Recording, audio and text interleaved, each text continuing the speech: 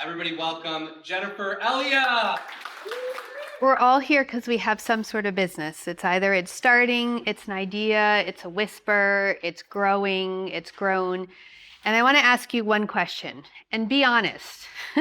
How many of you have almost quit business because of marketing? Put your hands up. I'm in that group. How many of you was because of social media and all the pressure and all the overwhelm that Justin was talking about? Oh yeah. We've all been there, okay? And we think that there is this magic spot that we get to, or this magic thing that falls from on high that makes us this master that everybody is just magnetically attracted to us and we need to do nothing, right? We've all been there, right? We think, well, she can do it because everybody just loves her. Nobody loves me. That's the problem. So I'm going to tell you, though, that is not at all how marketing works. There's no emotion. There's no magic. It's really just a system like everything else. And whatever isn't working in your life or your business is because you don't have a system for it. And so I have to remind myself of this sometimes. I was drowning in laundry last month because, I don't know, there was just chaos. Once they get to teens, it's like they forget how to do things. And I was like, this isn't working. I should know how to do this. I needed a new system. So we're going to go over that today. I'm Jennifer Elia. I help businesses streamline their tech, optimize their marketing, and build systems that help them to scale easily. So I always had this dream growing up that people told me I was crazy and would never happen. I was going to live in a big farmhouse full with lots of kids, and I was going to work from home, writing and doing research for businesses. This was my life plan.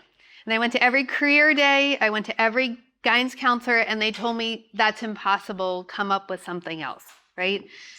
So I did. I went to school, I became a college professor because I didn't want to be a teacher. I swore my whole life I'd never be a teacher. I was 5th generation public school teacher. I figured I'd elevate it, I'd be a college professor. And so one semester, they cut my classes the day of classes. I literally showed up to teach and they said, we've cut your classes. And I thought, I need to make some money. What am I going to do? I had 2 young children. My mother was terminally ill with brain cancer. And I thought, well, I can't go out and work. What am I going to do? So I went online. I found a gig. I didn't entirely know what a gig entailed, for a ghostwriter, which I also didn't know what it was. But they needed someone to write, and I knew that like if God gave me one gift, it was that I could write. And I was like, this may be my chance. My father was elated when he wanted me to be a journalist. I hated journalism. So I became a writer. And so I took on this, and it opened up this whole door of realizing that this dream that I had, it existed, and people had been doing it my whole life. Preach. And now the internet existed. It didn't back when, I won't tell you how old I am, but it was way before the internet. But I had a vision and it was coming. Okay, so I started this and I'm addicted to learning. My mom always told me that I'd never get dementia because I'm too busy learning new things. My brain exercises too much. So I learned all the things. I learned social media. I learned webinars. I learned funnels. If it was out there, I was taking it. I was in every class, right? And I had clients that I loved and I was doing all this stuff and I was like, this is amazing. The problem was though, that I was doing all this stuff and my clients were over here and there was no bridge between them. They're like, Jennifer, I love you, but nothing's happening. And I was like, why? So I just take another class on Facebook and I take another class on Instagram. And everybody was like, if you're just all in, I was all in. I was on social media all day long, right? If you just learn this one hack, I would try it. It didn't work. They'd be like, well, you're just not all in, Jennifer. Just post 15 times instead of 20. How about you post 30 times? I'm like, I could post 50 times. Nothing's happening.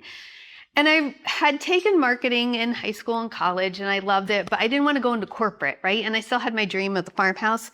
So I decided I need to know, does marketing actually work still in this 21st century the way I learned back when we had books and no internet? Or is everything completely different and like I am completely in over my head and need to admit it, right? Maybe I was crazy after all. So I started interviewing people. I talked to people that had really successful businesses. I talked to people that worked and or owned massive marketing agencies. I talked to anybody who was willing to sit in my Zoom room and talk to me and say, what is the deal? And what I found out was that marketing hasn't changed at all because people haven't changed. You know, the way we do things is different, but who we are is still the same and always will be. And what changed was the vehicles that we use to deliver it. And so it wasn't about being on platforms like Clubhouse, Clubhouse, nothing for me. It wasn't about the platforms. It wasn't about the posts. It definitely wasn't about the hacks, the tricks, the gimmicks, the dancing, right?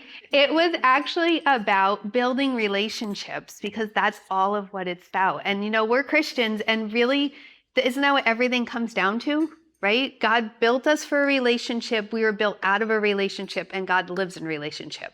So today I'm going to break down, I need to move this. I'm sorry, I'm Italian and I talk with my hands a lot. I'm going to break down how to algorithm proof your marketing by building authority.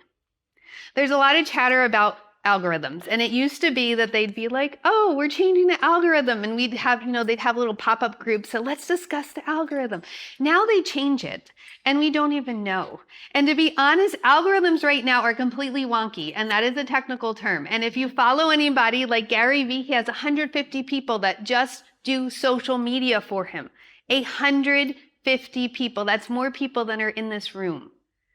He will tell you the algorithms make no sense right now.